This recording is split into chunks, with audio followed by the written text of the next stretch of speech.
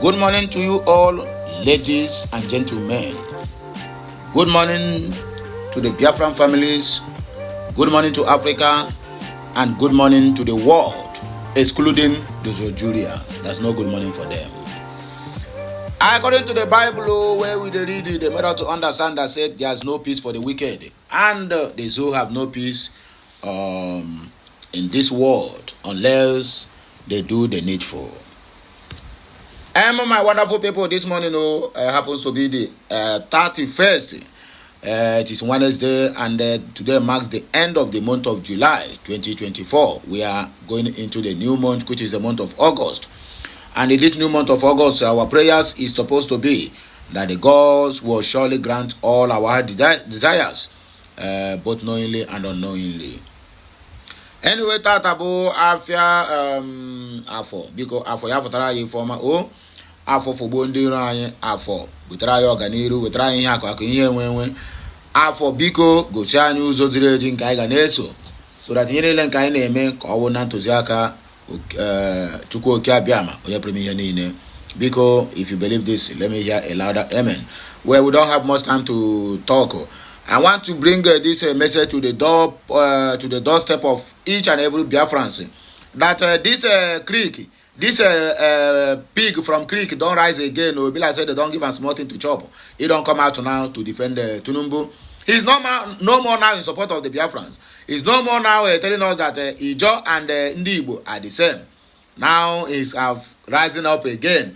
I think something don't pass in pocket. Because these protests now, they don't share money to strategic people to convince their people not to move into protest. And that is the kind of country you tell me. Now that there have been a kind of protest, tell me, have you ever heard PDP and APC is fighting, or APC is fighting with the Labour Party? No. The only signal out people will be to fight with it. But other ones, once you are not a Labour Party member, they will not attack you.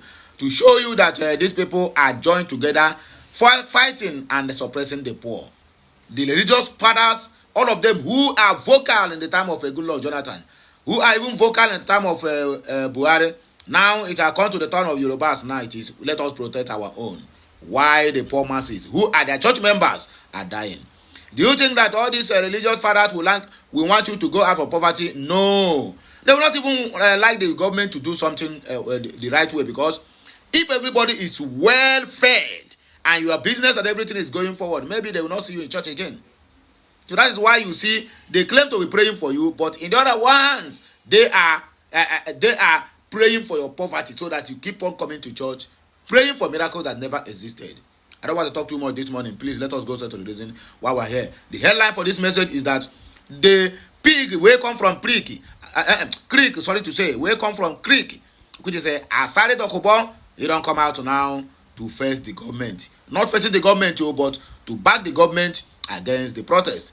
End bad governance. If you cause Tunumbu, it will get to you first. Asari Dokubo wants Nigerians back on CMO, the pig from creek. Igbo youths don't reject nationwide protests, demand for Nnamdi Kanu's release. That is their own protest logo or placard. Imo, unknown government, key for police officers and POS operator. Hope Uzodinjo don't strike again. Court killings.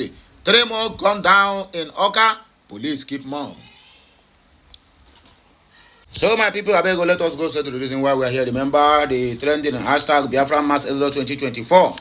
And hashtag kudos to the Biafrans. Hashtag kudos to Mazi Nnamdi Kanu. Hashtag kudos to BG. And hashtag release Mazi Nnamdi Kanu now. Hashtag kudos to Prime Minister Simon Ekpa Njoko.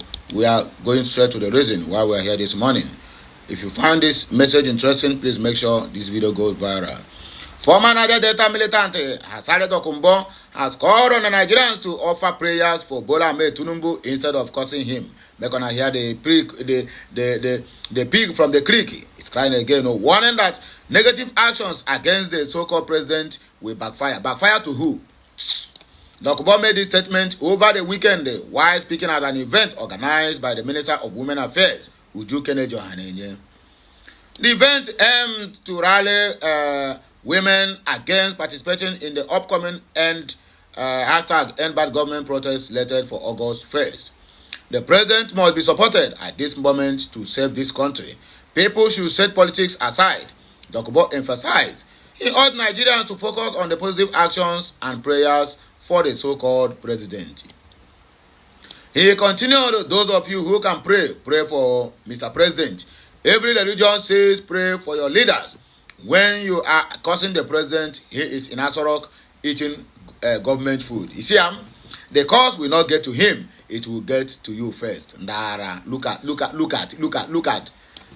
mumu where they come make he come speak to the people. Look at what he's saying.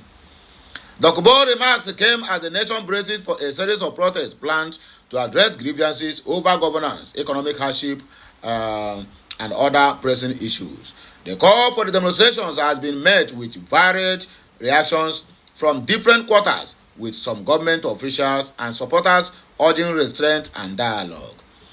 Minister Uju Kennedy Ohanenye, in her address to the women, echoed Dokubo's sentiment, urging them to avoid participating in the protest and instead focus on constructive ways to support the government and address their concerns. Igbo youth say no to nationwide protest and demand for Nnamdi Kanu's unconditional release. Igbo youth have firmly declared their non-participation in the proposed nationwide protest against the increasing hardship in Nigeria. Instead, they advocate for the continued engagement with the government to address their grievances over the detention of Mazi Nnamdi Kanu.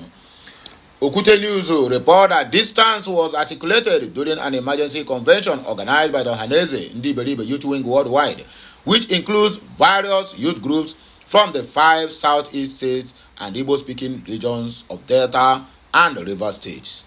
Chukwuma Okpalezu, the national leader of Ohaneze Youth Wing, highlighted the reason why Igbo youths have legitimate ground to protest, citing long-standing marginalization and neglect.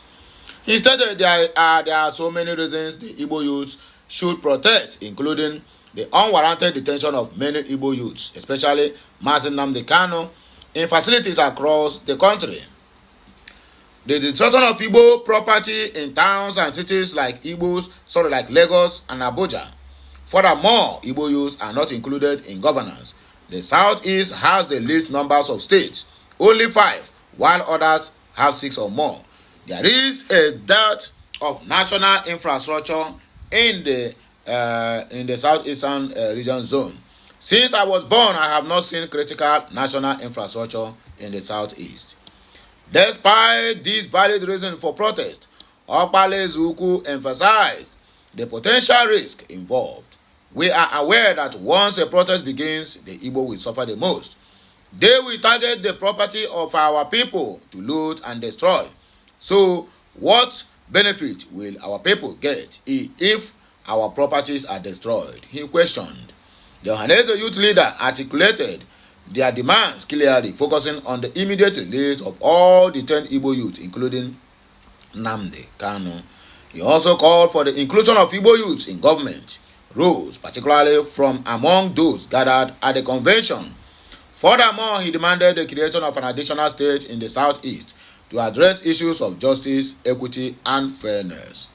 We also demand that the Southeast governors convene a meeting with the Igbo youths, Okpalezu added.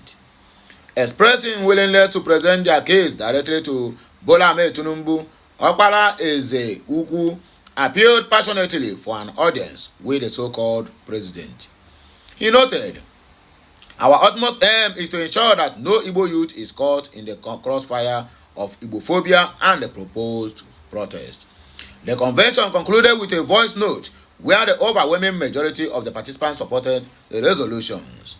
Okpalezu announced, "What we are saying is that we, the Igbo youth in the southeast, after consultation with the Igbo youth across Nigeria, have resolved not to participate in the so-called proposed protest."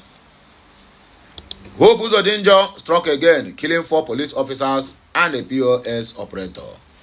A few hours after the Imo State Police Commissioner Aboki Danjuma held a crucial stakeholders meeting, yet to be identified gunmen have killed 4 police officers and 1 female POS operator. The police commissioner, who confirmed the incident, ordered the command's tactical units to go all out in collaboration with the other sister agencies to hunt down the hoodlums responsible for the attack. The incident occurred on Monday along the Owerri-Onitsha Expressway, where the operatives who were on routine patrol at Irete were ambushed by the attackers. In a press statement issued by the spokesperson of the command, ASP Henry Okoye, he disclosed that the 4 officers were killed during a gun battle between the police and the so-called hoodlums. On receipt of the unfortunate incident, the Commissioner of Police immediately mobilized to the scene for an on-spot assessment of the ugly incident, wherein the lifeless bodies of the deceased were evacuated and deposited at the mortuary for preservation, while the injured victim was rushed to a nearby hospital where he is currently responding to treatment. The release statement partly stated. The release further disclosed that the police commissioner exposed sadness over the unfortunate incident and vowed that the command will leave no stone unturned in ensuring that the perpetrators were all arrested and brought to justice, stressing that the miscreants responsible for the attack had murdered peace. The tragic incident serves as a painful reminder of the daily risks and sacrifices police officers embrace in their unwavering commitment to public safety, the Commissioner of Police stated. Danjuma commiserated with the families of the deceased victims and prayed for the repose of their souls. May their soul never rest in peace. Amen. Court killings, 3 more gone down in Oka. Police keep mum. 3 persons were shot dead at different places within Oka, the Anambra State capital, on Monday. This is coming after the shooting at Ifite, which left an unidentified Kogi State indigene, who was said to be a tricycle operator, dead. Monday's shooting happened in diverse places within Oka, and according to sources, about the 3 persons lost their lives in the incident.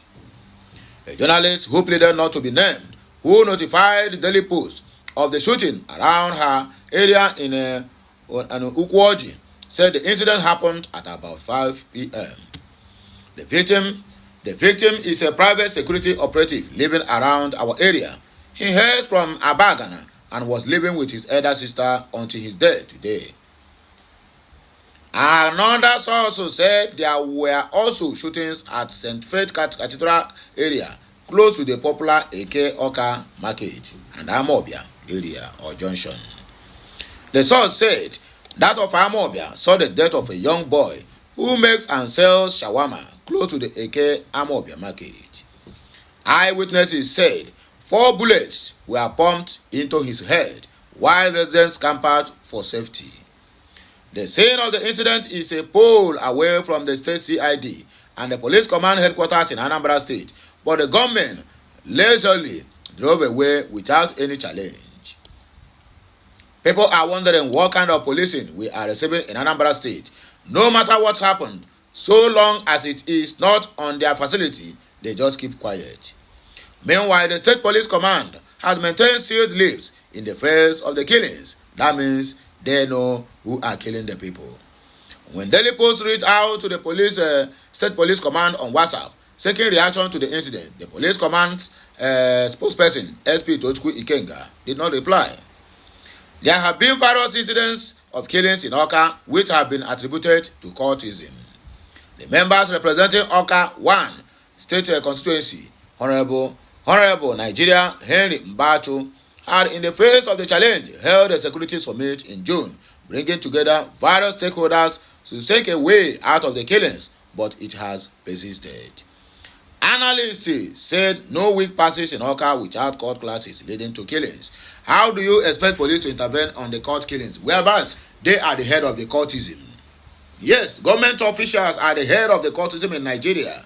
That is why you see all these court killings here and there, and they will not do nothing because they are their boys.